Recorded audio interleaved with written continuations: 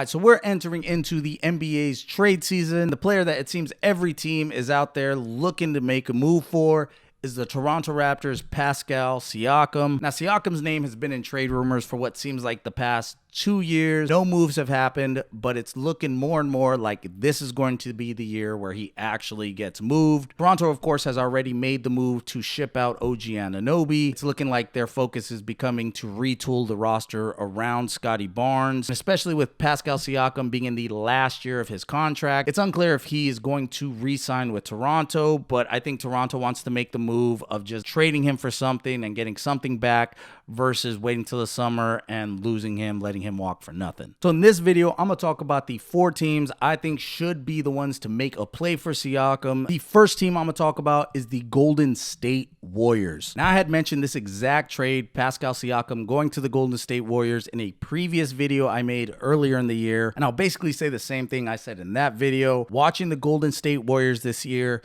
2 things have become very apparent. Number 1, Steph Curry still has it. He's still an elite player, still arguably a top 5 player in the NBA, and a player that could take a good group, the right group, into a playoff run. Unfortunately, the second thing we have all noticed this year with Golden State, it seems like every player on the Golden State Warriors who is not named Steph Curry is just cooked, falling off. Best days are way behind them. Klay Thompson looks like he's moving in slow motion out there. Draymond can't stop punching people. Andrew Wiggins looked like he forgot how to shoot a basketball. Just watching him play, it seems like that magic and that offensive flow that they had that was so hard to keep up with, continually kept them as championship contenders, is gone, and that this is looking like it might be the end of the Warriors dynasty. That is, however, unless they can find a secondary scoring option to plug in right beside Steph Curry that would then put Klay Thompson at the 3rd scoring option and everybody else fall in right underneath that. If the Warriors could find that player, because Steph Curry is still an elite player, find that secondary scorer, they might still have another run in them. And I really do think if the Warriors truly want to make one more run at trying to win this thing, Pascal Siakam might be their best chance. Siakam would be a good fit in the Warriors system, and with how versatile Siakam is as a player, you can use him down at the post as a 4 at times, but also take him out to the wing and have him take guys off the dribble from the outside, spot up shooting. But of course, you also have to look at it from a point of view of what are the Warriors going to have to give up to bring in Siakam. Because the Toronto Raptors, of course, are most likely going to want 2 things. 1 is young talent. 2 is draft capital. So most likely Golden State is going to have to give up Kuminga and probably even Moody in a trade, probably a 1st round draft pick as well. And I was just playing around in the trade machine, and I think for salary match, they're most likely going to have to give up Chris Paul just to match the salaries. For Golden State, you might be giving up a good amount of pieces that do good things for you to bring in one player, and I don't know if he can cover all of that those young guys do for you. But it's obvious this season that what you have right now isn't working, so it might be worth it just to make the trade, bring in Siakam, and see what happens from there, because it's obvious right now, as it is, you're not even maybe making it to the playoffs. The second team that I think should be in the Pascal Siakam sweepstakes is that team sitting out in Texas, the Dallas Mavericks.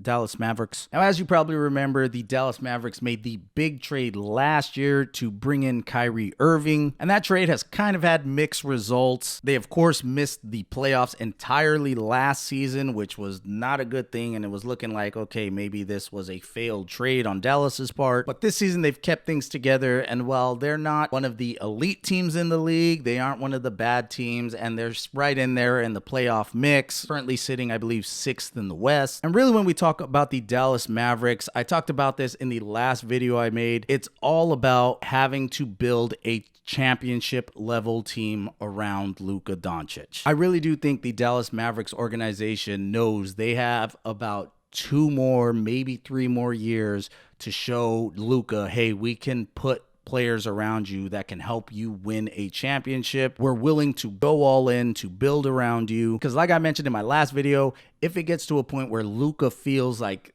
they're not putting the players around him and building a team that he can win a championship, when the time comes for a contract extension and renegotiating a new contract rolls around and Luka's thinking, I don't know if I can win here, he might be looking other places. So I think Dallas is trying to show him, look, we are trying to make the moves to put you in a position to be a championship contender. Kyrie Irving trade was an okay move, but I don't think it really moved the needle as to where Dallas fits in the Western Conference. It really didn't put them above some of the other teams that were already in front of them. And if anything, teams like Sacramento and OKC, and some of these younger teams have, if anything, surpassed the Dallas Mavericks. So I think they're looking at what moves can we make to catch back up to those teams. And I'm sure they're hoping a versatile player like Pascal Siakam, bringing him in, playing right alongside Luka and Kyrie, that may be a decent three-headed monster. I mean, Siakam's versatile. Like I said, he can play multiple positions. It might make you better, but also what do you have to give up, of course, to get Siakam? Just for example, if Toronto's asking for Lively in the trade, do you make that deal? Probably going to have to involve somebody like Hardaway in that deal, probably Grant Williams as well. If Dallas does pursue that trade, I do think adding Pascal Siakam to the roster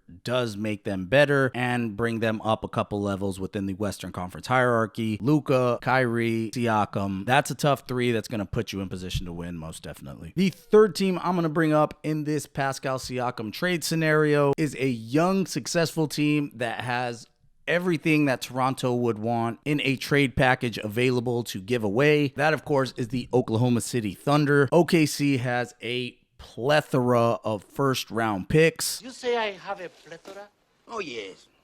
You have a plethora. They also have young talent that I think they're willing to trade away, someone like Josh Giddey. Now, OKC is obviously already having a successful season, being number 2 in the West as we speak. They are still a very young team, and as history goes, young teams often don't do too well once playoff time rolls around. It's the teams that at least have some veterans that tend to make the playoff run. So with all the assets that OKC has and the tradable players that they have on their roster, should OKC make the move to bring in a bit more veterans, yes, you may have to give up Josh Giddey and maybe 1 or 2 first-round picks, but you bring in a veteran player like Pascal Siakam, someone who's versatile, can play multiple positions, and of course has championship experience with winning the 2019 championship with Toronto. I do believe OKC will make a trade for this type of player somewhere along the line. I don't know if Pascal Siakam will be that player, though. We've heard rumors of Lauri Markkanen being that player. Utah is going to ask for a lot. Danny Ainge is going to ask for a number of picks, and I don't think OKC is going to want to give up as much as Utah is going to ask. So I think Pascal Siakam would fit with OKC, and he'd be a good addition to their team as long as they don't have to give up too much. I just don't see that trade happening. I don't think OKC is going to offer a package that some of the other teams might offer. They're doing well as they're constructed right now. They might play this out, and depending on how the playoffs go, from there they'll make their moves in the summer. Just let it be. It is what it is. It is what it is.